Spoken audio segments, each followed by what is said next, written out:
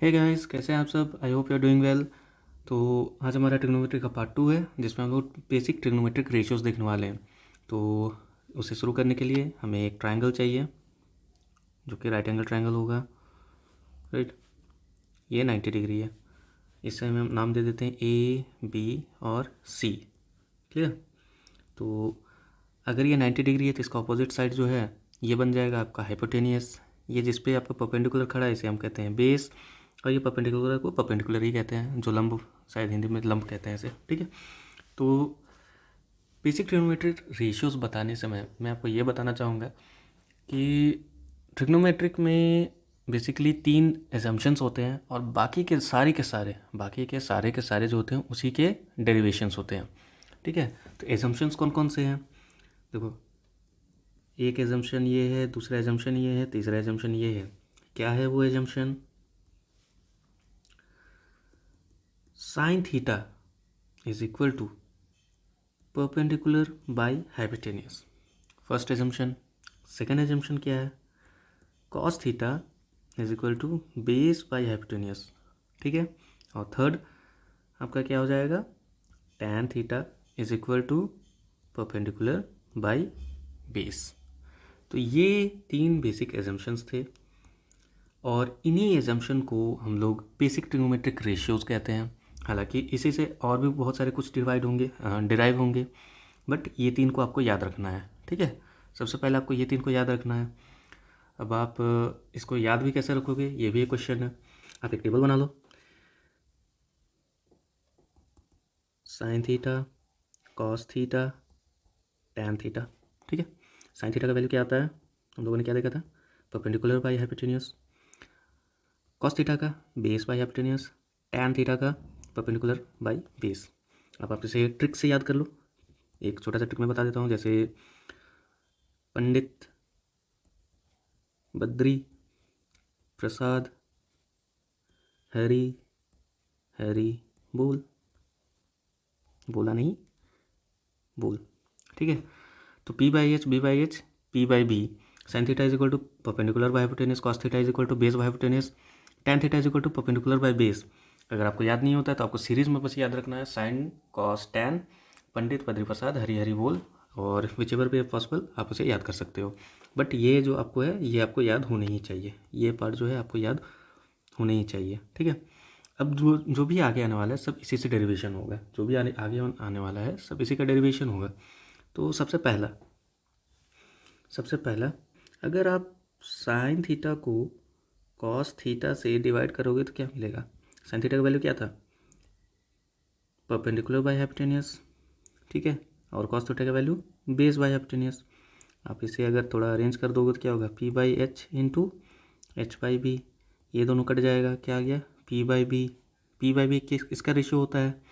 Tan theta का ratio होता है ना।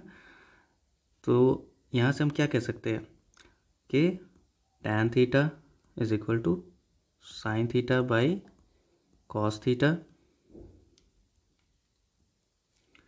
विच is equal to perpendicular by base. ठीक है। तो इसे भी हमें देखना है।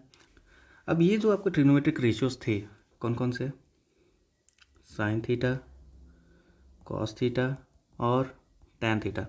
इनके ऑपोजिट भी होते हैं। इनके ऑपोजिट क्या होते हैं? साइन का हो जाता है कॉसेक थीटा, कॉस का हो जाता है सेक थीटा, और टैन का हो जाता है कॉट थीटा। ठीक है। क्लियर? मतलब साइन थीटा का ये जो अपोजिट होगा क्या होगा?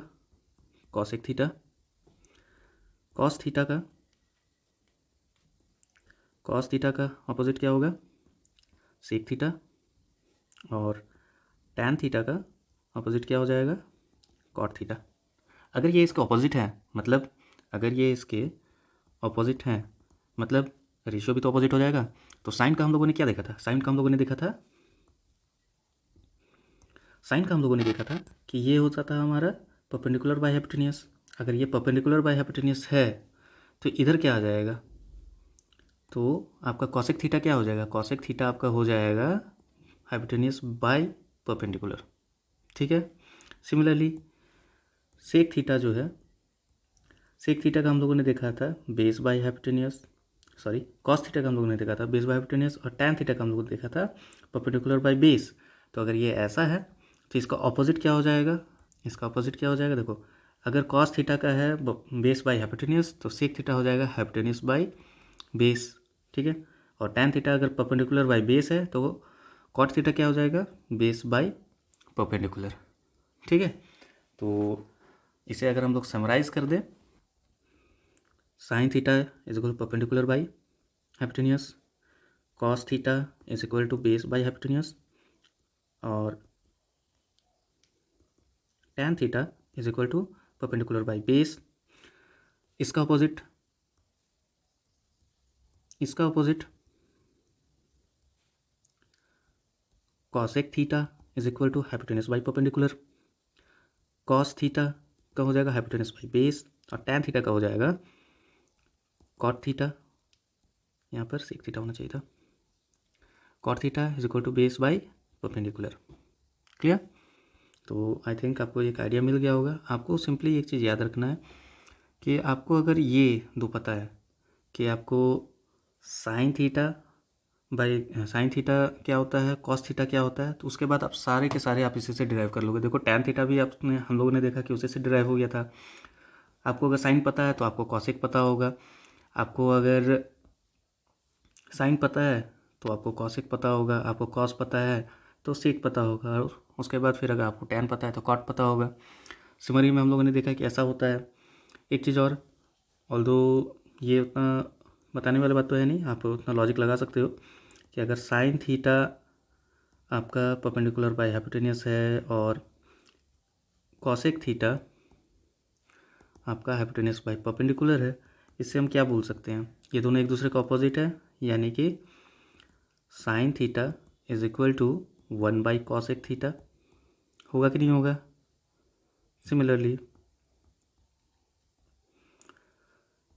Cosec theta is equal to 1/साइन थीटा, ठीक है।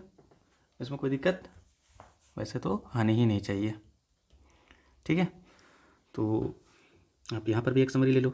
समरी एक और क्या हो जाएगा कि sine theta is equal to 1/कॉसेक theta, cos theta is equal to 1/सेक थीटा, और tan theta is equal to 1/कॉट theta, and vice versa, ठीक है।